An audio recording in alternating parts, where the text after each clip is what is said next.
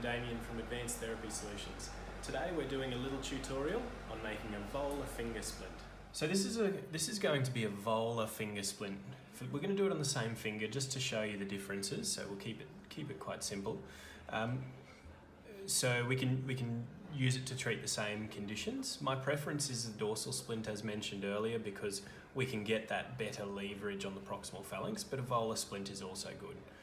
So we're going to use a pre-cut piece of thermoplastic, and I mean there's enough redundancy in this thermoplastic for it to stretch both circumferentially and longitudinally. So we're just sort of guessing a piece of plastic that we know is going to be at least half the circumference and we know is going to at least be long enough. In this case we're using an Orford Colours material.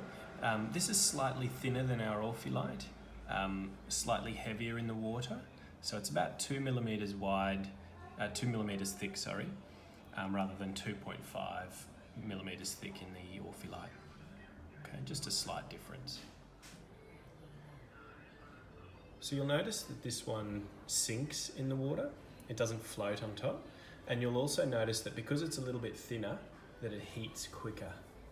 Okay, we've still got our splint pen on 70 at the side, but this will heat a little bit quicker. So we're going to start on the volar side. Bring those edges as proximal as possible. Okay, bring those proximal edges as proximal as possible. You can even pinch them if you like to secure it. Okay. Then we're just contouring the sides up.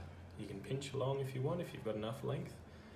I find it's easy to do that pinching technique because it's one less thing you have to think about, it's one less thing that your hands have to do. And you can just concentrate on getting your patient in exactly the right position.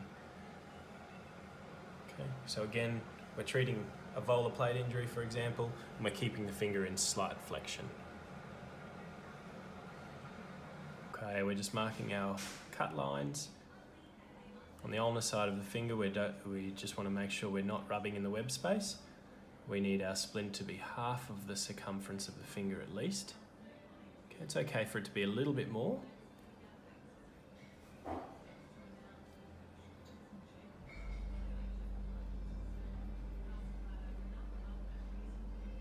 Okay, same on the radial side. Okay. And then at least half the circumference.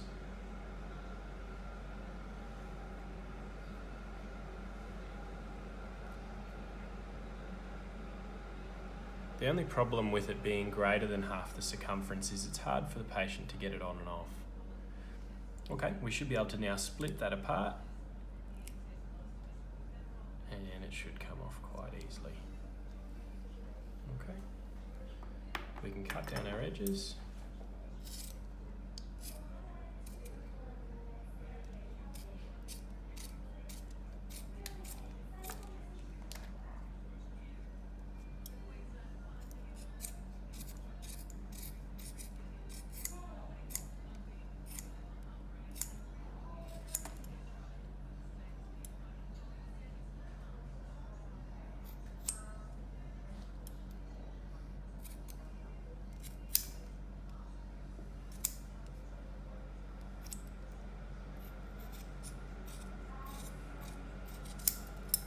Neatening up some of those edges there.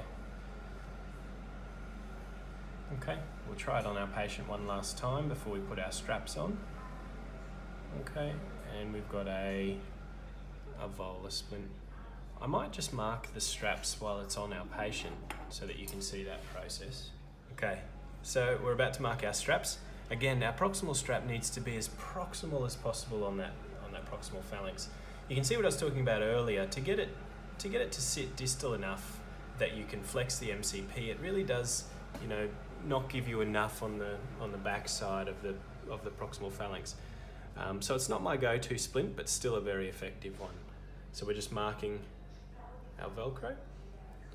Okay, so we want one as proximal as possible. The second one can be, depending on what you're trying to do, if you're trying to straighten the finger, it must go directly over the PIP. If we're keeping it slightly flexed, it can be distal to the PIP joint.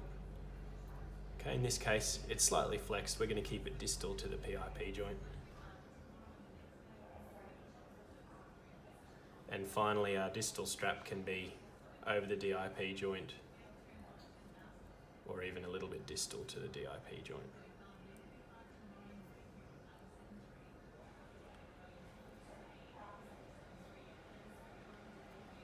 Okay, good. Final step, we're putting our straps on. So we again heat our Velcro loop. We're heating our thermoplastic for 3 seconds, and we're pressing the two together. A little bit more care should be taken to really press this one in when using Orford colours. The Velcro just doesn't stick to it quite as well as it does with the Orphelite, but still quite good.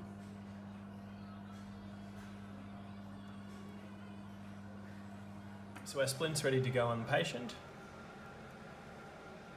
Okay, we're just doing up our straps.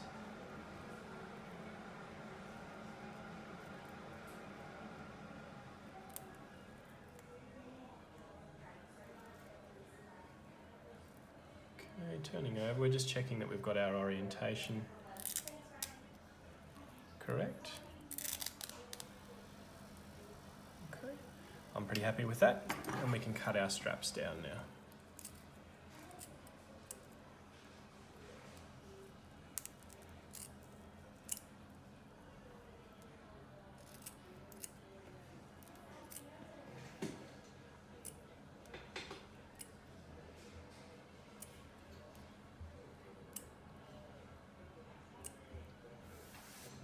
Great, there's our finished product. Thanks for joining me today. We'll see you next time.